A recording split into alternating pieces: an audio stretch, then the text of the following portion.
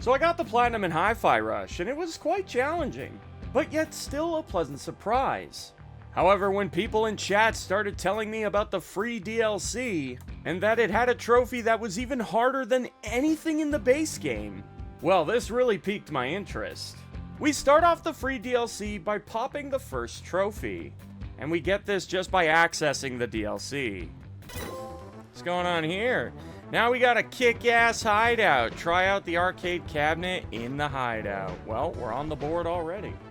Now, I had every intention of 100%ing this game, just because of how absolutely amazing it is. Although, I wasn't really sure what to expect with the DLC. How much harder could it be? I was excited to find out, but also a little nervous. Still, I've conquered many different challenges in the past, and so I was confident that this one would be no different. Of the two brand new game modes introduced into the DLC, I decided to start with Power Up, Tower Up. Basically, this mode is very similar to the Rhythm Tower, which is a mode in the base game, but with a twist. It functions very similar to a roguelike game. So we go floor by floor, defeating consecutive waves of enemies, just like we did in Rhythm Tower. But the roguelike element makes things more interesting. Upon completing each floor, we are offered completely random buffs to choose from. And depending on which one of these buffs we choose, this will affect our overall score by the end of the run. To put this in layman's terms, this mode will punish you for taking the stronger buffs, and it will reward you for taking the riskier ones.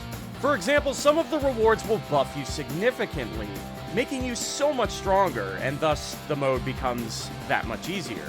Oh my god, a triple defense up? You can't just give me this and expect me not to take it. Like, that's crazy. However, there are many buffs that come with a negative stipulation. For example, Death Beams bug. For one floor, all beam attacks have increased damage significantly. Watch out for long distance enemies.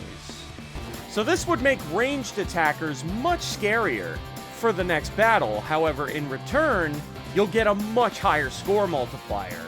And so taking these negative buffs would actually be very appealing. The DLC also introduced two brand new enemy types, and there was a trophy to perfectly parry both of their unique rhythm attacks.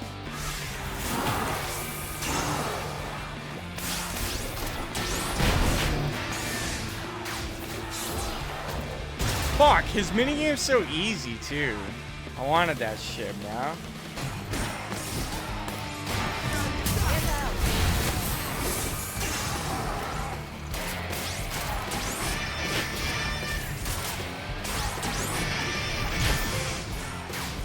New bad guys? No problem. Perfectly parry both Chemno and DM rhythm parry attack. Okay, I did perfectly do his just now, but I know I fucked up on the other one. So I don't know why this trophy popped. Because it says you have to perfect parry them both, not just one of them. And I know I screwed up the other one. Okay, sure. For one floor, all enemies will explode when destroyed. Keep your distance. How fast is the explosion, though?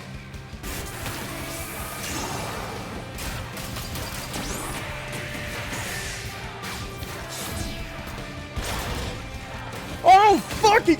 Oh, no, he blew up when he died! I immediately forgot about that. Oh, my God.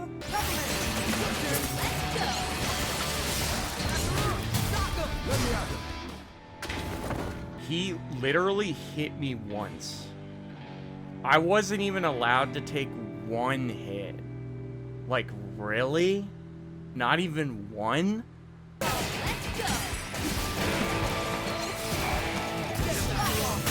Where are you aiming exactly, Chai? Like, what's over there? Where are you going, my boy? What's over there, dude? What are you looking at?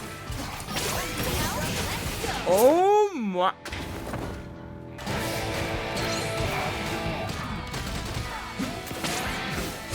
If one guy hits me, by the way, I'm giga dead.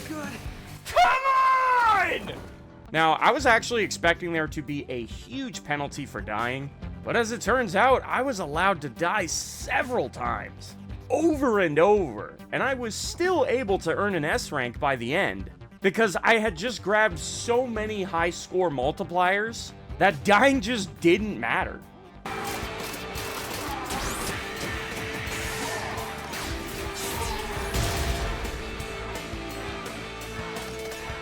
What's this guy doing? Sleeping on the fucking job? Clear a run of Power Up, Tower Up!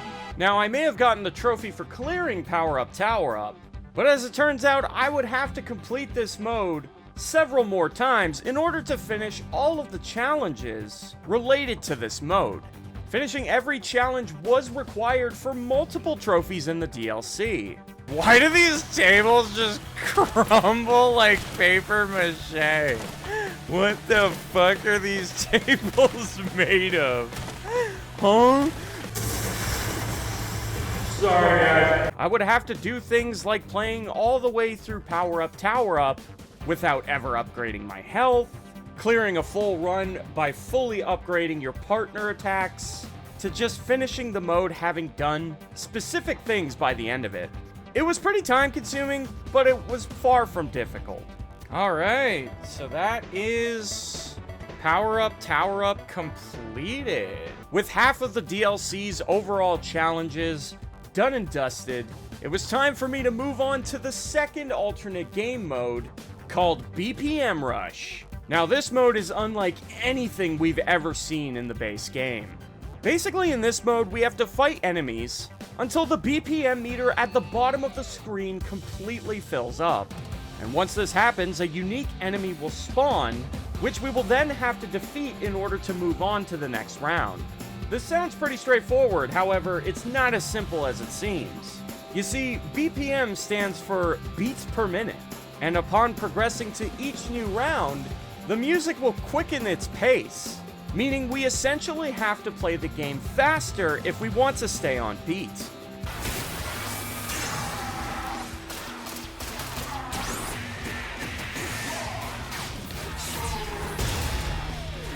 Yeah, I don't think I've ever been higher than this. Oh my god.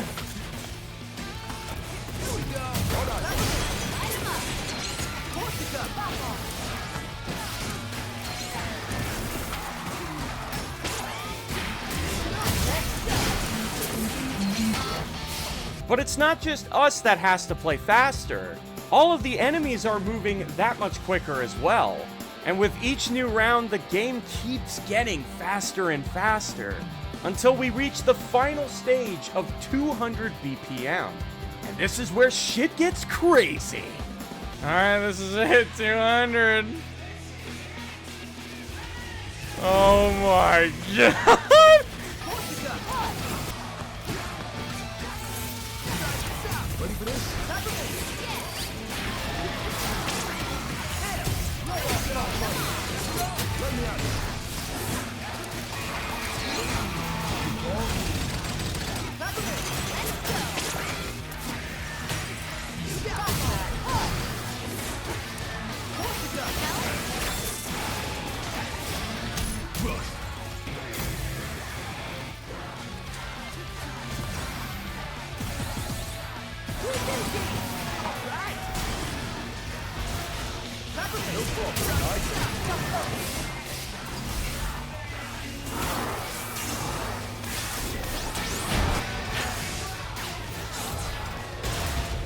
Holy shit.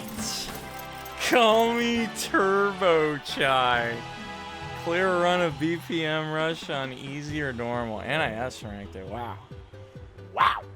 That got insane. Like, the game was going so fast that I can't even land, like, beat hits in my combo anymore. Like, I'm just lucky to do so. And timing parries feels like a joke. Like, every time I went to parry an enemy, he'd hit me long before I was even remotely hitting the button, dude. Like, shit's going so fast. It's nuts. Alright, so now I have EX mode. I can't even imagine what this shit's gonna be like. Clearing this mode for the first time would grant me my next trophy. But just like the last mode we played, I would have to replay BPM Rush several more times in order to finish all of the challenges associated with this mode. And so this was going to take a little while. Destroy an enemy with a perfectly... Wait, what? You got a perfect parry? On 200? Oh. Holy shit. Wait a minute. To make matters worse, earning an S rank upon my first completion of BPM Rush would unlock this mode's hardest difficulty, called EX mode. On this mode, the first round automatically starts you at 185 BPM, which is already super fast. And then the next 6 floors are all being played at 200 BPM, which is brutal. And since there's a trophy to clear EX mode, this arguably becomes the most difficult trophy to obtain in the entire game, even more so than any of the trophies in the base game. Playing Hi-Fi Rush at 200 beats per minute is unlike anything I've ever experienced before in a video game, and this would prove to be a unique challenge, even for me.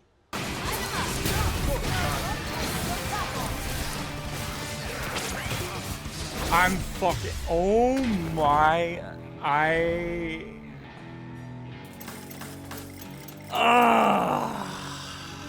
No. What fucking... How many more did I have? I had to be close, right? Brutal with spy... Oh, I was on the second last one. If I had did that round, I only would have had one more. Oh my god. This fucking mode. It gets so insane. For the record, it feels doable. Like, it's not one of those things where you play it and you're like, how am I ever gonna do this? Like, no, that I do think this is pretty doable. I don't know how many tries it'll take, but it feels doable. After my first failed attempt, I slowly began to realize something. One of the biggest reasons I was having such a hard time was because of the mini-boss's rhythm attacks. Basically, just before the mini-boss is about to die, he will try to trap you into a rhythm parry minigame. And if you miss even one beat, you won't be able to kill him. However, time it perfectly and you will instantly execute him. This can be a very useful mechanic that rewards skill.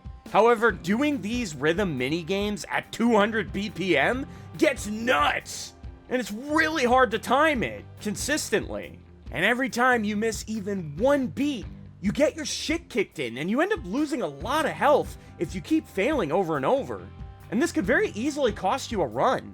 Upon realizing this, I decided that the key to winning this mode was to try and completely avoid the mini-boss's rhythm attacks. Another thing that I need to remember when I get to the difficult mini-bosses, it's best to save Hibiki for when they're about to do their minigame. Because that way you'll just kill them instead of having to do the mini. So I should just fight them without it.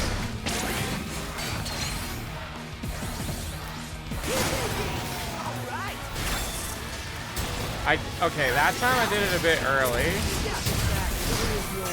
That's not good.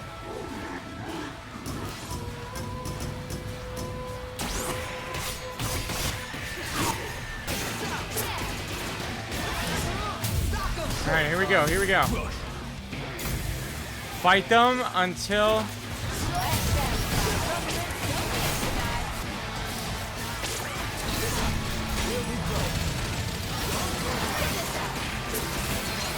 No!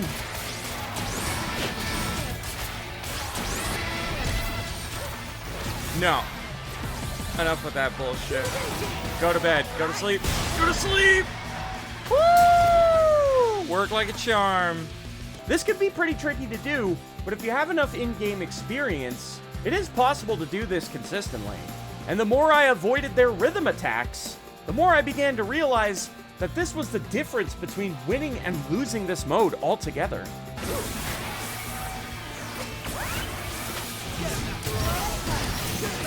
Successfully avoided the minigame.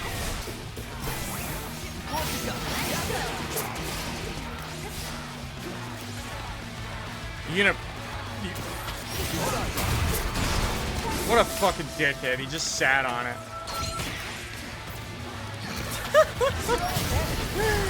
Like, where's the fucking minigame, bro?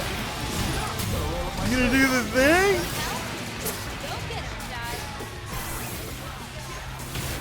Fuck! Not him.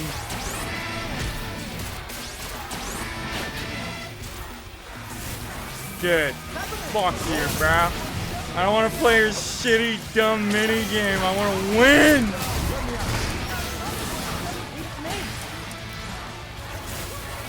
No minigames! I'd rather win. Oh, shit.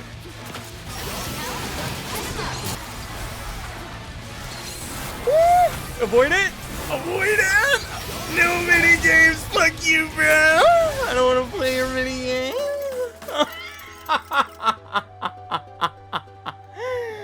Fuck your mini game. Shove them up your ass! You piece of bitch. The mini games are literally what make that hard. If you just avoid them, GG. Second try. With EX mode conquered and trophy in hand, all that was left for me to do was to finish the last few challenges related to BPM Rush. The main two that were still giving me some trouble was to complete a full round of BPM Rush without taking damage. I can't believe this floor's still going, man. I knew that was a mistake. And the other challenge giving me problems was to complete a full run of BPM Rush with over an 85% accuracy with staying on beat. Staying above 85% was actually really tricky, and I failed this multiple times. Fuck, man. But thankfully, I was able to employ a strategy to make it a little easier on myself. The idea was that if I spend enough time dashing around the enemies before actually killing them, while perfectly staying on beat, this would effectively keep raising my accuracy percentage. And if I could get that percentage high enough before I actually started progressing the mode, then hopefully, no matter how many mistakes I made, it wouldn't matter. Because my percentage would have just been so high that it would be impossible for me to completely throw it out the window. As long as I stayed on beat as consistently as possible, losing 85% would be highly unlikely, as long as I played decently. And sure enough, this strategy actually worked. And I was able to complete a run of BPM Rush with over 85% accuracy, thus finishing the last of the challenges and allowing me to scoop up the final trophies in the DLC. Please, please, please, please, please. Yes! 1%! Oh, God, yes. Nice. It is done. Whoa, what the hell? It's Tango Gameworks themselves. They've come back. Wait a minute. Did Tango Gameworks see the future? This is supposed to be their dev studio, right? And everyone's dead? And it's in a ruin? Because Microsoft fucked them in the asses? They saw their own future. Holy shit, they knew it was coming. Now, upon unlocking this secret location, I would actually be required to read all of the messages in the area, which are actually notes written by the developers themselves. And considering the fact that Tango Gameworks got shut down and doesn't exist anymore, these messages hit a lot harder than was probably intended. And I actually started getting downright emotional. I give huge props to the whole team, and I'm grateful we are receiving so much love from fans. I hope Hi-Fi Rush and 808 will continue to entertain game fans with its addictive gameplay. That hits even harder now that the studio's dead. We feel incredibly fortunate to have such an amazing community of players who are as passionate about Hi-Fi Rush as we are. So from the bottom of our hearts, thank you for supporting and being part of... Sorry, this is really hard to read. Being part of Hi-Fi Rush excitement, because without players such as yourselves, the games we create could not exist. Tango Gameworks is dedicated to being a box of chocolates in the sense that you never know what you're going to get, but you can count on us that it'll always be something... That's getting really hard to read. I don't know how many more messages like that I can read. I've figured out a bug but it keeps getting flagged as by design. This is getting annoying. I've found that after triple jumping and doing a dash, which is followed by an immediate heavy attack and then dashing 2 frames before landing on the ground, the character does a single frame of the falling animation instead of a landing animation.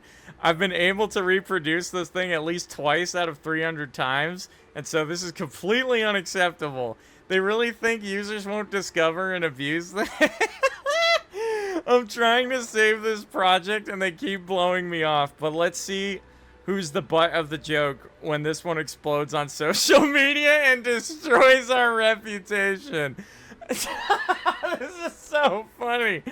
Please give a round of applause to the talented Rockstar Translations teams, and we would be overjoyed if you could leave a nice comment about localization in the reviews. With hopes that Hi-Fi Rush brought a brighter light to your life again.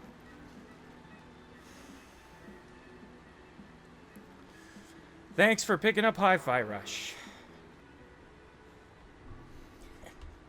Don't make me read another one. I can't do it. It was all for this. Finally get your hands on that gift basket.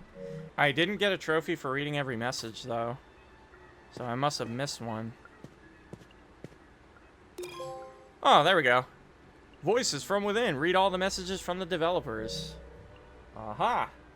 After that heart-wrenching experience, I only had a few things left to do to finish out the DLC. The first was to use the new costume that I had just unlocked for Chai in 808.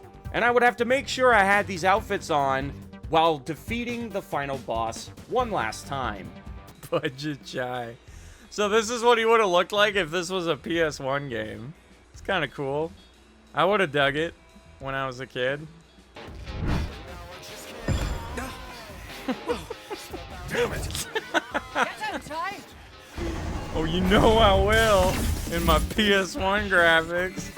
And not only that, but because I had completed all of the challenges in the new modes that the DLC had, this actually unlocked a couple new finishing moves.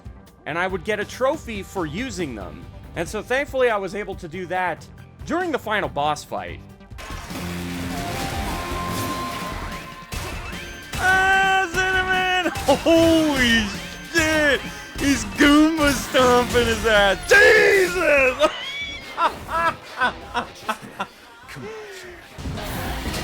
Wow, it's Smidge! Oh my god, wait a minute. Alright, now we just gotta beat Kale. And it's Dunyan Rings. And this is game over! Once I had finished the boss fight, that would be it for the DLC, and I would have finally obtained 100% completion for Hi-Fi Rush. So was it worth it? Well, considering Hi-Fi Rush has become one of the most beloved games of all time for me personally, I would happily say that getting the 100% completion makes me feel like a true fan of this game. And so I am very proud to be part of the few that went the extra mile to get this done, and to show our absolute love for this game, and how much of an impact it had on our lives. Thank you guys so much for watching this video, and if you guys enjoyed it, please give it a thumbs up, and if you haven't already, you should definitely check out my Platinum Experience video going through Hi-Fi Rush's base game trophy list, and I'm sure there's another video right here that might interest you.